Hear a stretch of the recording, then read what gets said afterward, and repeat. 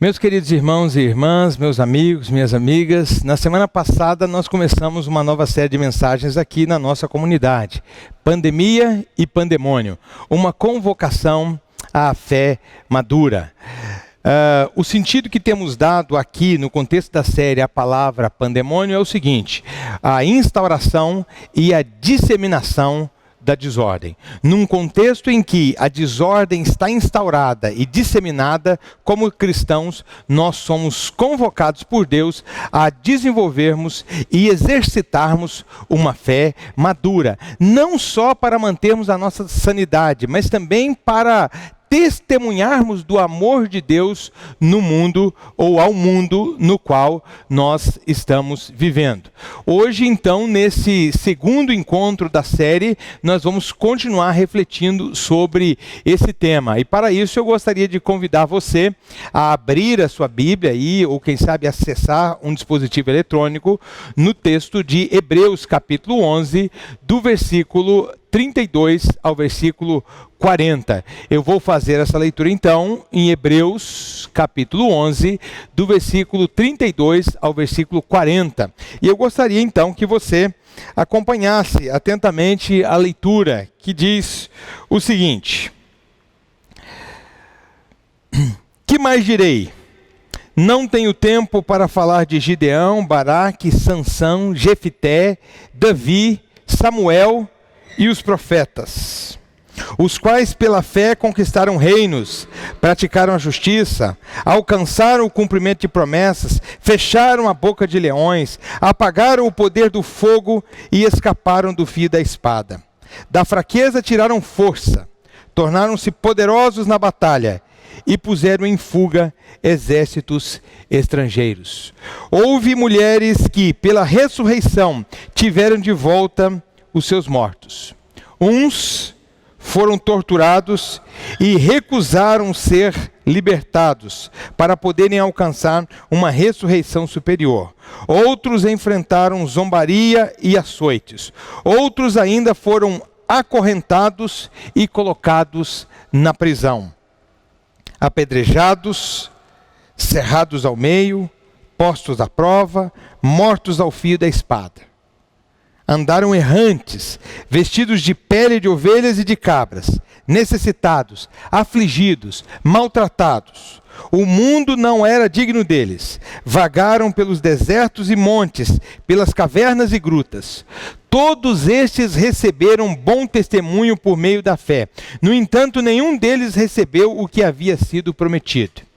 Deus havia planejado algo melhor para nós, para que conosco fossem eles aperfeiçoados.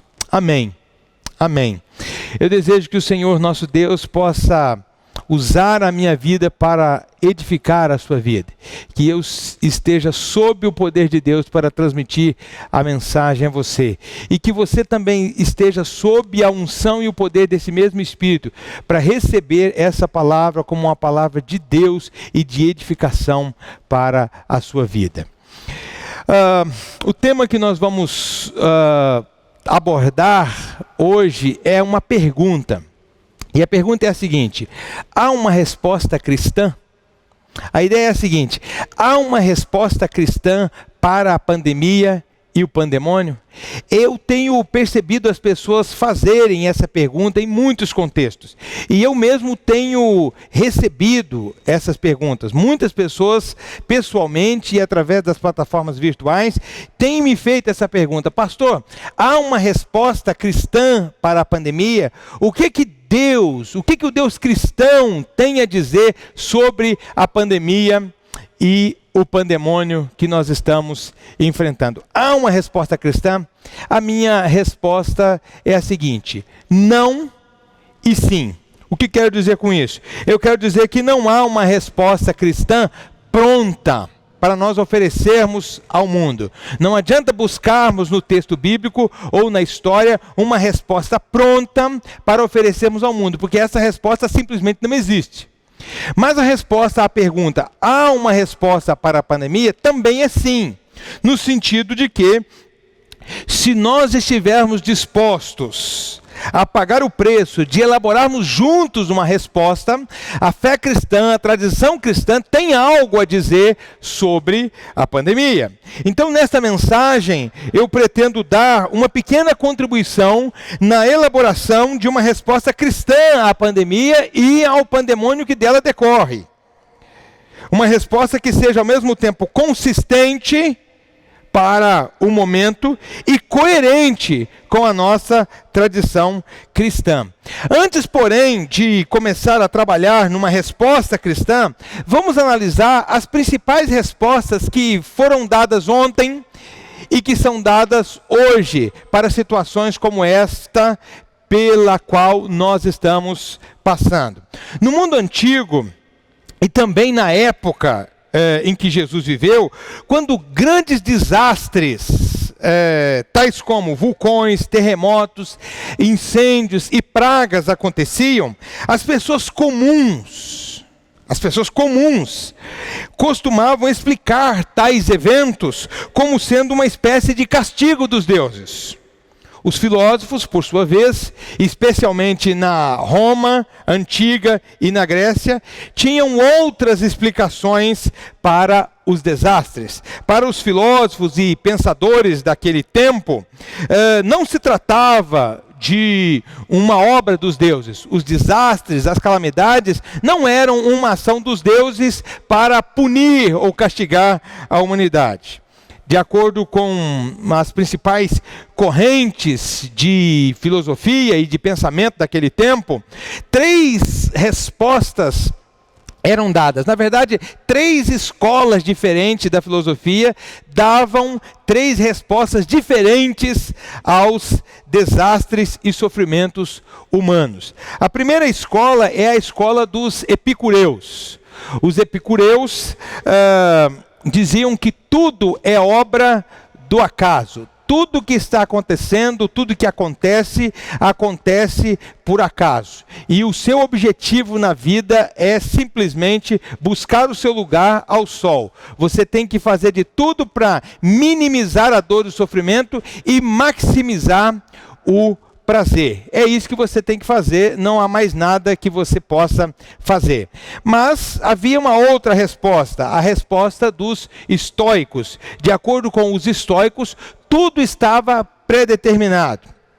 De acordo com eles, o que tivesse que acontecer, aconteceria. O que tiver que acontecer, vai acontecer e você não pode mudar esse fato. De acordo com essa escola de pensamento muito popular na época de Jesus, o propósito da vida é aceitar o que foi determinado para você. Aceite o destino que você tem que enfrentar, que você tem que viver. Mas havia uma terceira escola que propunha uma terceira resposta para as calamidades, que é a escola platonista. De acordo com essa escola, tudo é passageiro. Tudo era e tudo é passageiro. A vida para valer só começa depois da morte. O propósito da vida, então, neste caso, é livrar-se da matéria, é livrar-se do físico para viver a plenitude no mundo espiritual. Eu penso que a pandemia e o pandemônio nos quais estamos inseridos nesse momento exigem um posicionamento nosso como seres humanos. E mais especialmente, exigem um posicionamento por parte dos cristãos. Como é que nós, cristãos, podemos responder a esse momento que nós estamos vivendo? Isto é, há uma resposta cristã para a crise pela qual nós estamos passando? Eu penso que as pessoas em geral, e mesmo muitos cristãos, têm usado narrativas não bíblicas para responder a essa crise pela qual nós estamos passando.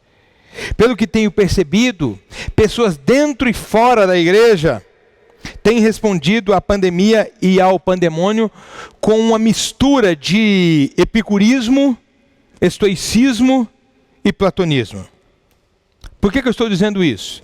A exemplo dos epicureus, eu tenho visto as pessoas se manifestarem em relações pessoais ou mesmo nas redes sociais. Eu tenho visto as pessoas se manifestarem e afirmarem que tudo que está acontecendo é obra do acaso. E que não temos outra coisa a fazer senão encontrar formas de minimizar as nossas dores e maximizar os nossos prazeres. Essa narrativa epicurista está muito presente na nossa cultura. Ela foi muito popular no passado, mas ela continua muito presente na nossa cultura. Em músicas, por exemplo, como dos Titãs, Epitáfio, que tem um verso que diz o seguinte: o acaso vai me proteger quando eu andar distraído. Ou então, na outra música muito popular, de Zeca Pagodinho, deixa a vida me levar, a vida leva eu.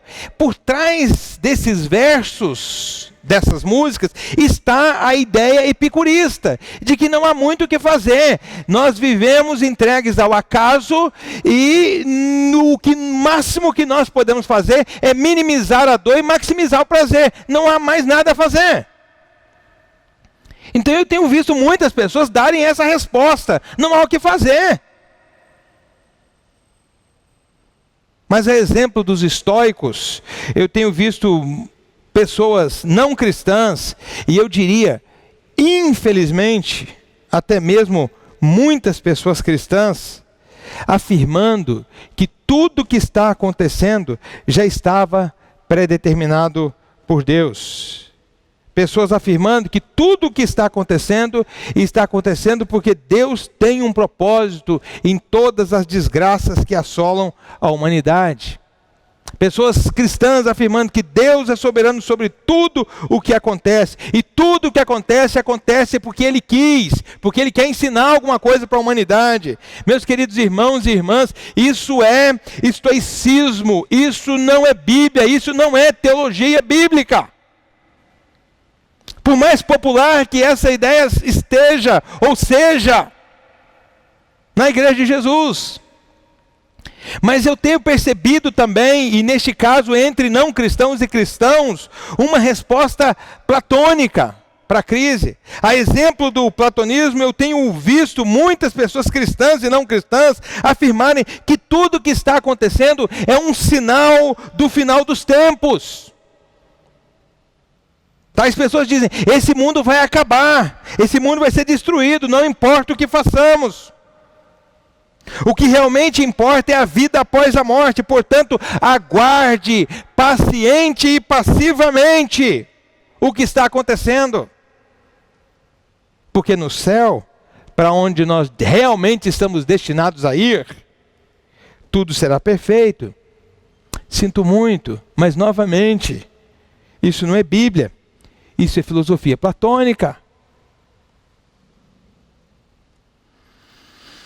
Como cristãos, nós precisamos nos libertar dessas narrativas não cristãs. E precisamos buscar a narrativa bíblica para respondermos ao momento pelo qual nós estamos passando. Como cristãos, nós não desprezamos a filosofia, nem tampouco a ciência.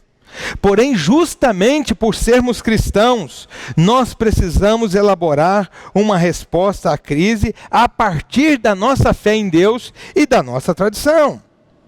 E nesse contexto, a fé é um elemento muito importante.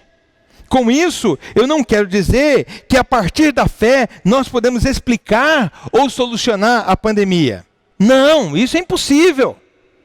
Nós não podemos explicar as causas e nem os efeitos da pandemia. Nós não temos como responder o porquê a pandemia está acontecendo e qual o objetivo dela. Nem se tem um porquê ou se tem um objetivo. Nós não temos como responder isso a partir da fé. Então, quando eu digo que a fé é um elemento muito importante para que nós possamos responder, o que eu quero dizer com isso? Eu quero dizer que nós precisamos desenvolver e exercitar uma fé madura, bem no meio da pandemia e do pandemônio. Uma fé que seja capaz de lidar com a pandemia e o pandemônio de uma forma consistente e coerente. Uma fé que nos ajude a manter a sanidade física, mental e espiritual nesse momento em que nós estamos passando. Além disso, eu acredito que o exercício de uma fé consistente e coerente com a nossa tradição pode me ajudar, te ajudar, nos ajudar a nos tornarmos uma resposta à pandemia e ao pandemônio, pelo menos na nossa esfera de atuação. O texto de Hebreus capítulo 11, que eu li no início, nos fala sobre isso. O texto não fala sobre pandemia. O texto fala sobre sofrimento. Mas eu não estou tão preocupado com o contexto no qual aquelas pessoas viveram.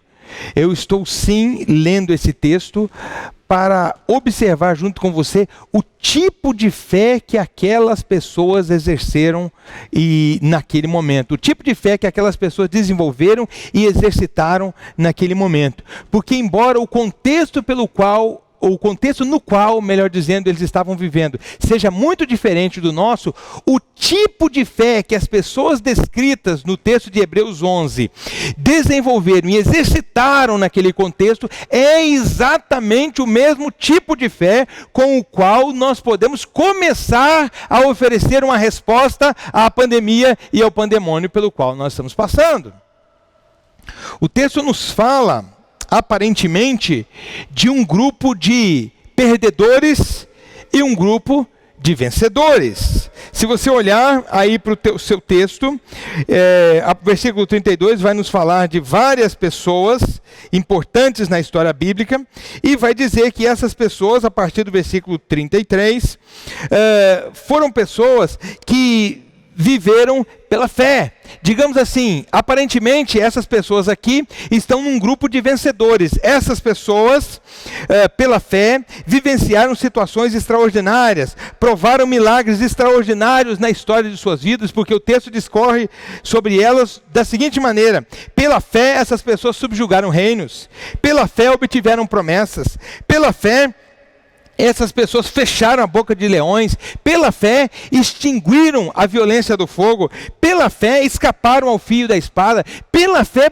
colocaram em fuga exércitos inimigos, mesmo quando esses exércitos eram formados por um maior número de pessoas.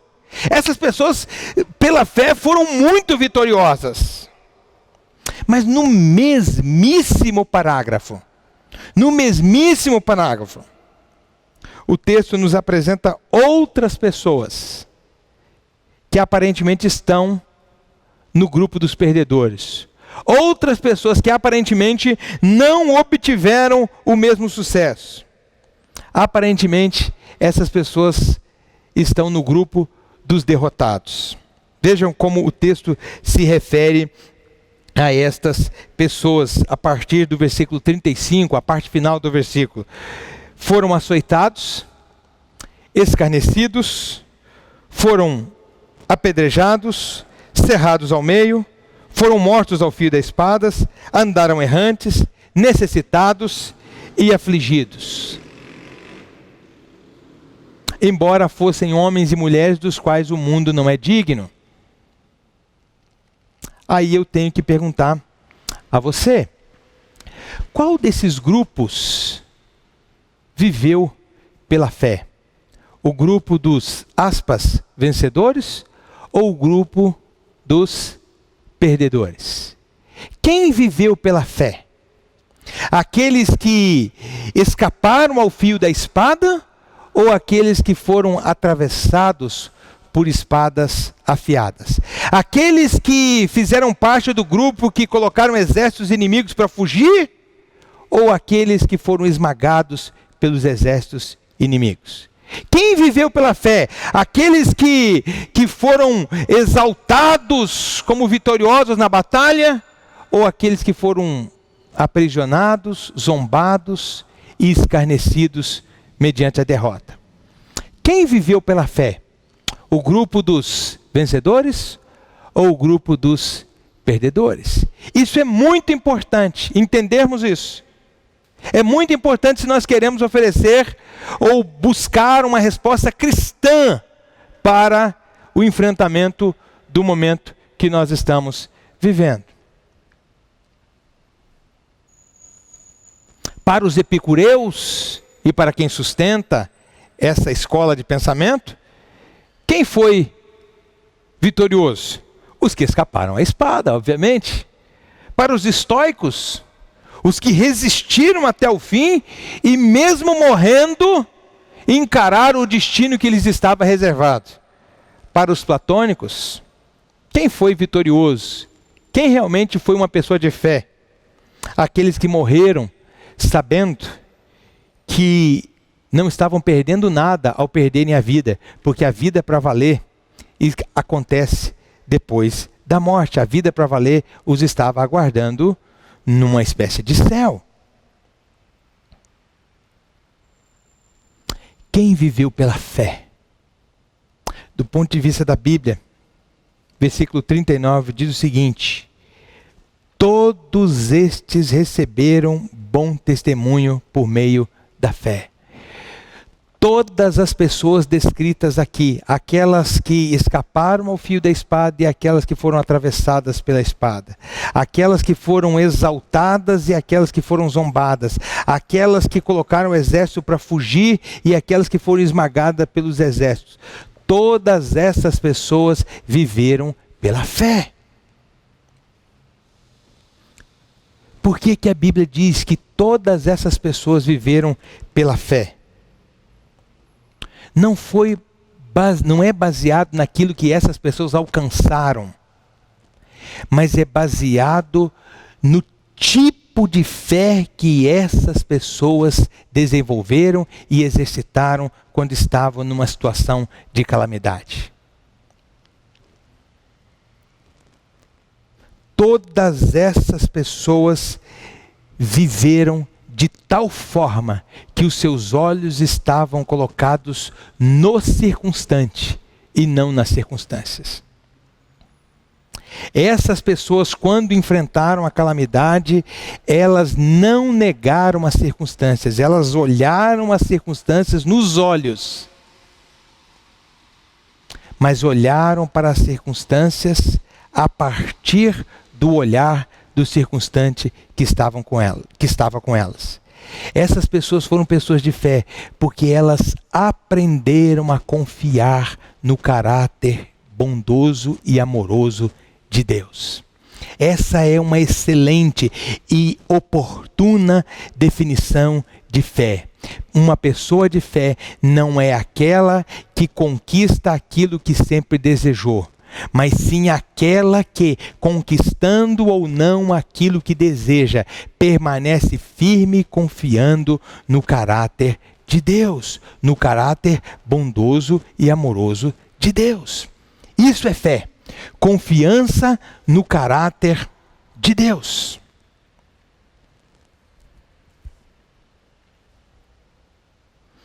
Então, há uma resposta cristã para a pandemia e o pandemônio? Não há uma resposta pronta. Mas nós podemos elaborar uma resposta.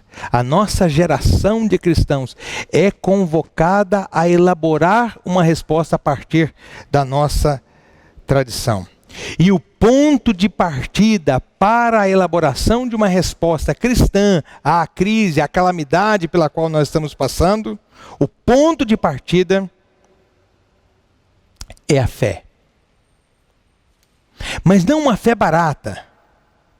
Quando eu falo de fé aqui, eu estou falando da fé como sinônimo de confiança no caráter bondoso e amoroso de Deus. Uma pessoa de fé, repito, não é aquela que acredita muito que algo vai acontecer. Eu acredito muito que isso vai acontecer, então eu sou uma pessoa de fé. Não, porque eu posso estar acreditando numa magia, eu posso estar acreditando em uma coisa que nunca vai acontecer. Uma pessoa de fé é aquela que acredita no caráter de Deus, melhor, que confia no caráter de Deus, independentemente do do que está acontecendo ou independentemente do que possa vir a acontecer. Eu confio no caráter de Deus. Essa é uma pessoa de fé.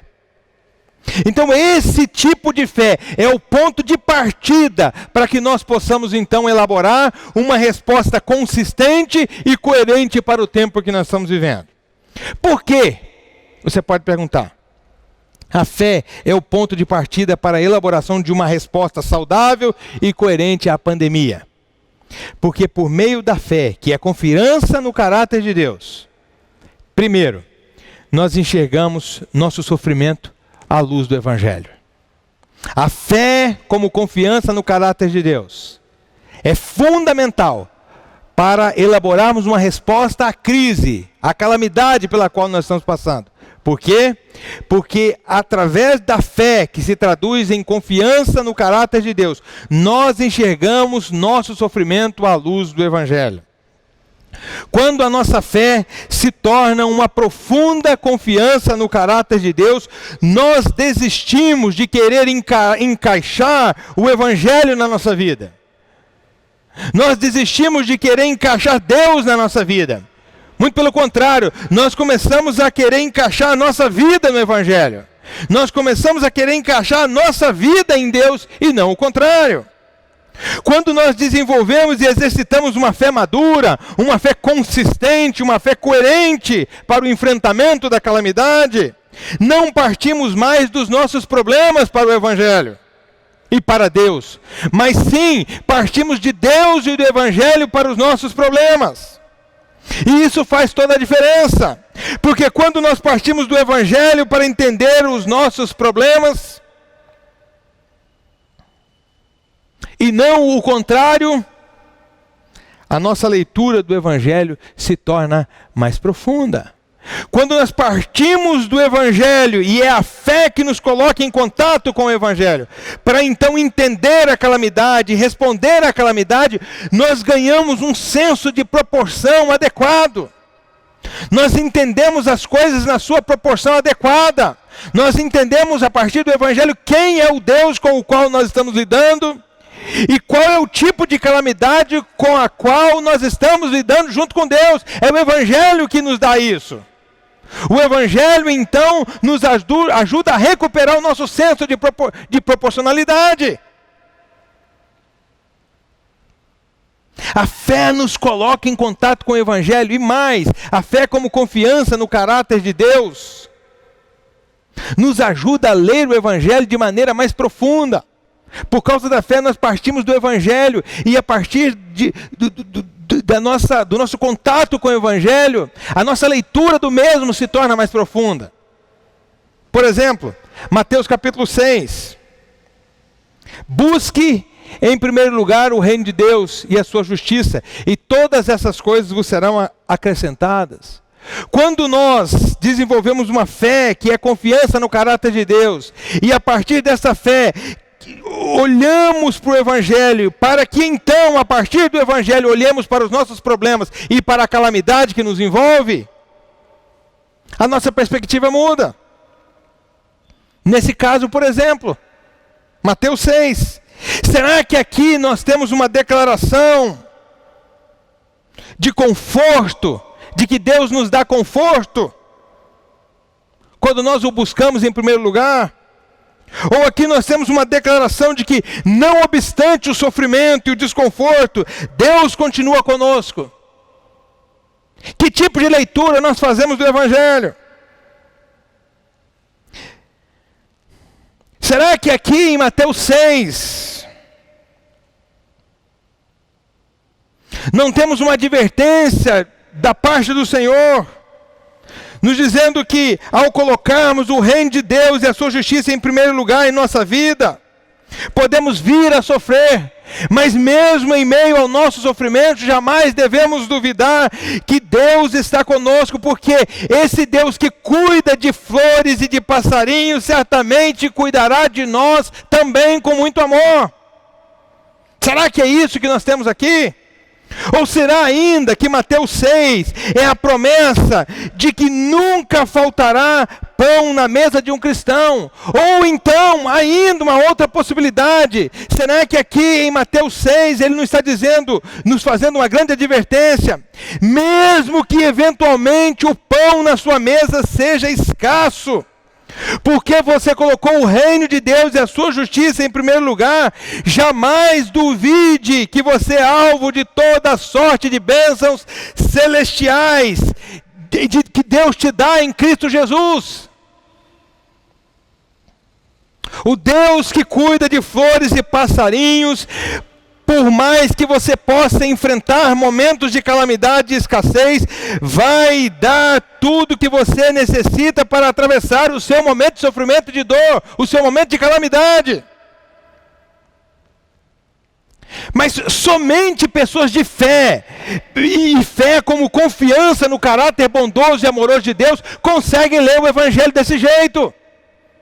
Pessoas que têm uma visão utilitarista de Deus, que querem instrumentalizar Deus para simplesmente atender aos seus objetivos e desejos, insanos muitas vezes, não querem ler o Evangelho desse jeito. Se o Evangelho não for uma coisa para me dar conforto e manter o meu bem-estar, eu não quero esse Evangelho. Mas não é assim que pessoas de fé leem o Evangelho. Pessoas de fé leem o Evangelho como uma convocação para dar certo na vida ao lado de Deus, para fazer a coisa certa do jeito certo, mesmo quando tudo nos inspirar ao contrário.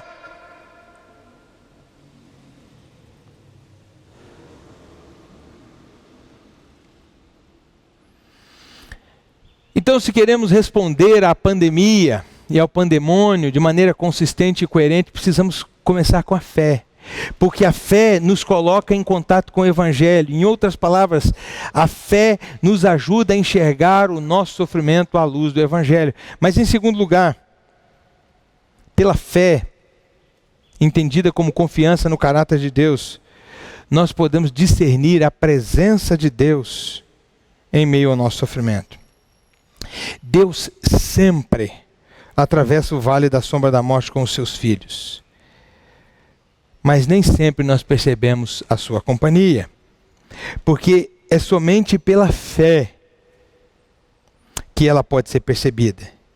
E é pela fé que nós cremos que Deus está conosco. E mais, é somente pela fé que nós cremos que Deus está sofrendo conosco.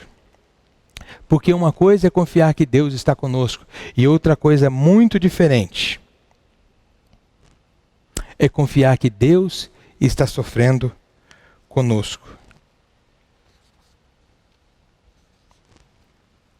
Quando tudo está escuro à nossa frente, ao nosso redor, às vezes fica difícil ver a presença de Deus. Mas mesmo quando nós não vemos Deus de maneira clara, através dos acontecimentos, nós podemos ouvir a sua voz.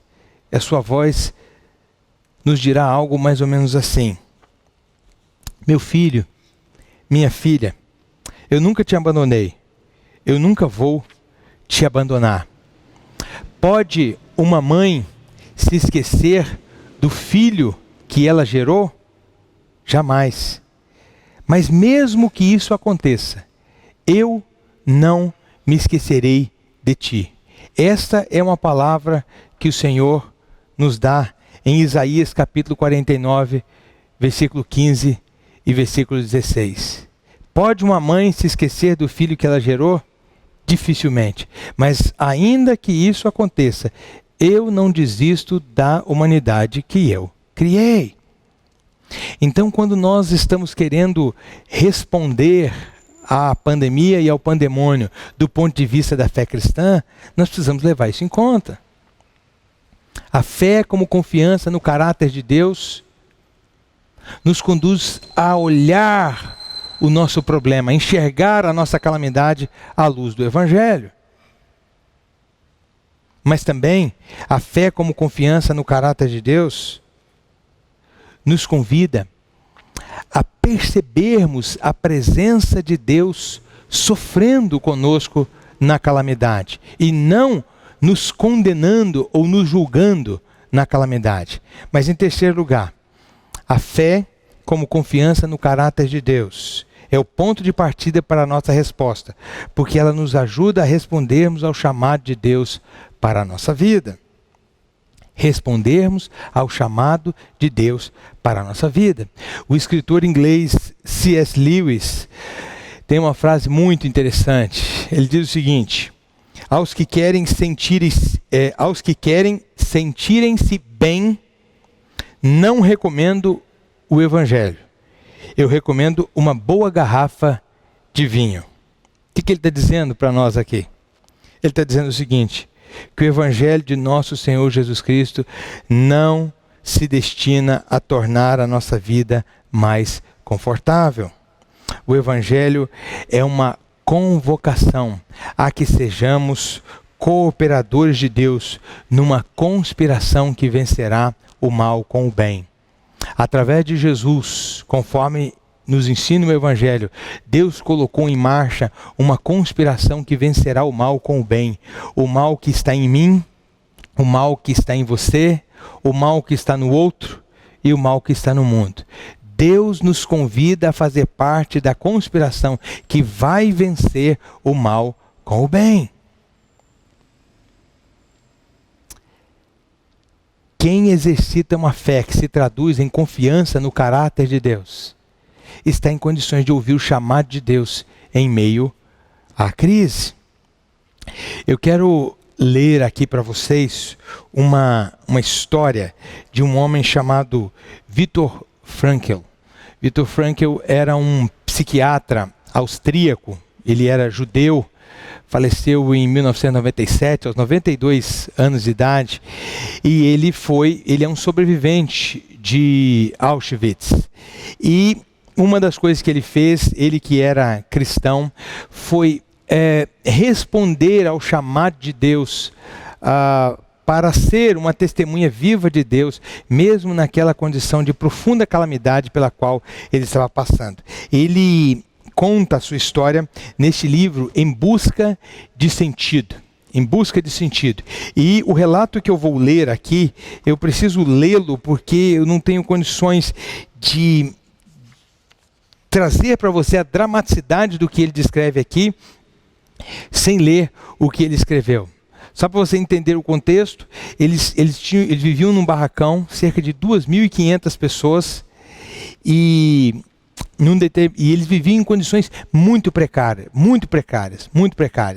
E ele diz o seguinte: num determinado dia, quando eles voltaram do trabalho para o barracão, ele diz o seguinte: o dia fora terrível. Fazia pouco havia sido anunciado na hora da chamada que todos os pontos que doravante seriam considerados sabotagem e punidos imediatamente com enforcamento. Vejam vocês, entre esses delitos constavam trivialidades como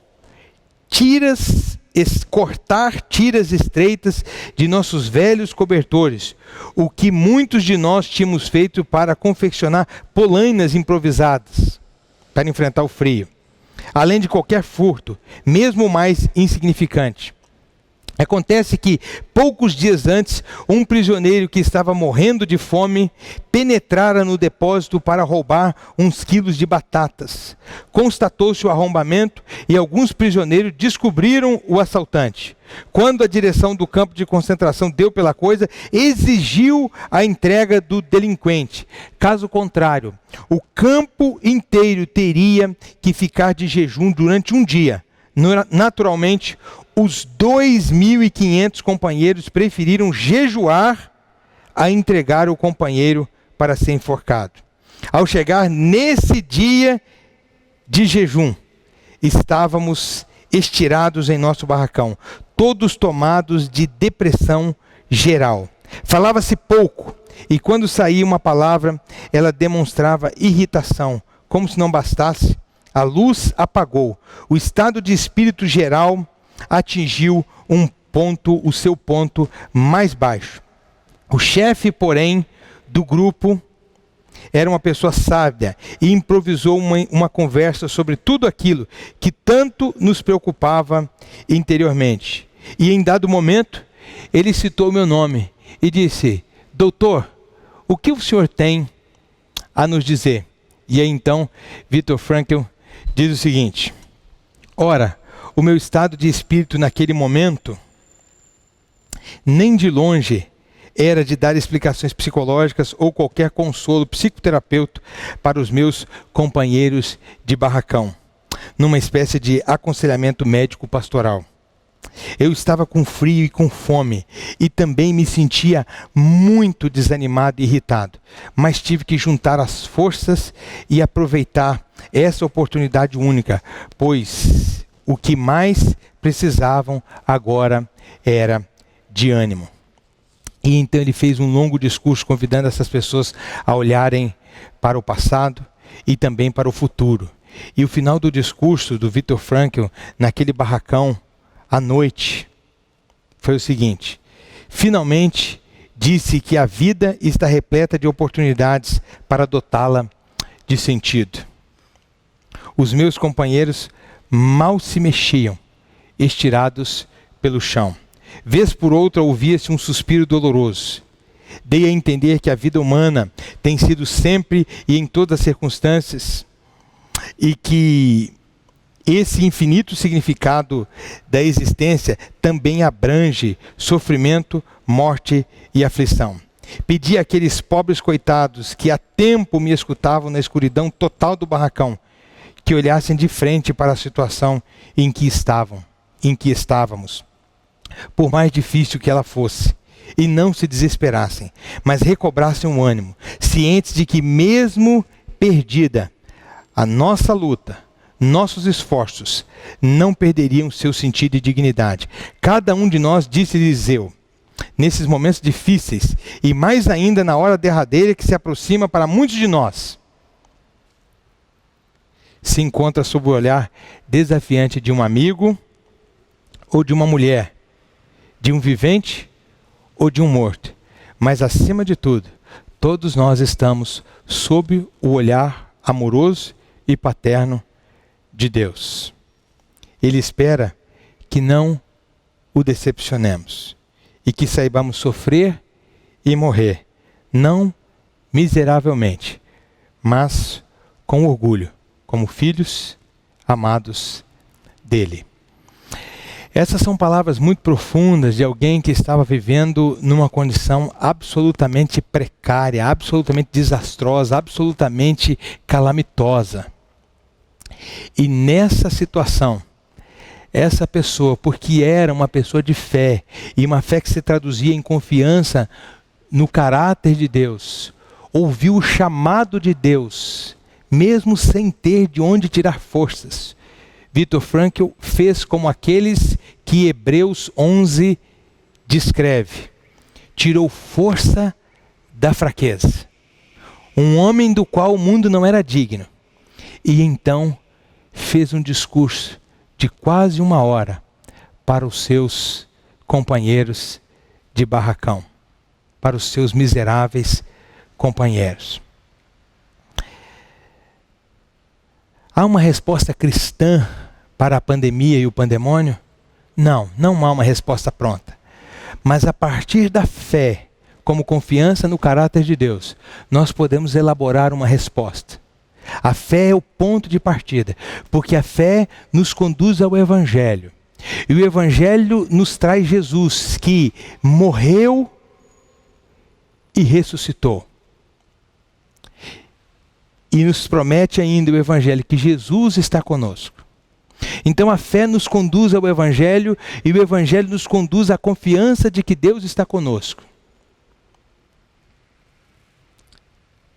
E por causa daquilo que o Evangelho fala, de que Deus está conosco, de que Ele é a nossa salvação, por causa daquilo que o Evangelho fala, de que Deus está nos convocando a participarmos da conspiração que vencerá o mal com o bem, nós podemos então pela fé ouvirmos o chamado de Deus. Veja que então essa é a sequência. A fé nos conduz ao Evangelho, que nos conduz à presença de Deus, que nos conduz ao encontro com o nosso chamado.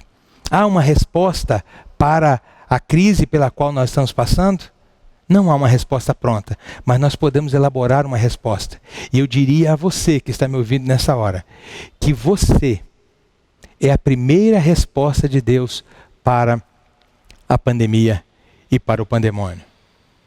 Na medida em que você exercita uma fé madura, que se traduz como confiança no caráter de Deus, você pode ser a resposta de Deus, pelo menos na esfera em que você atua.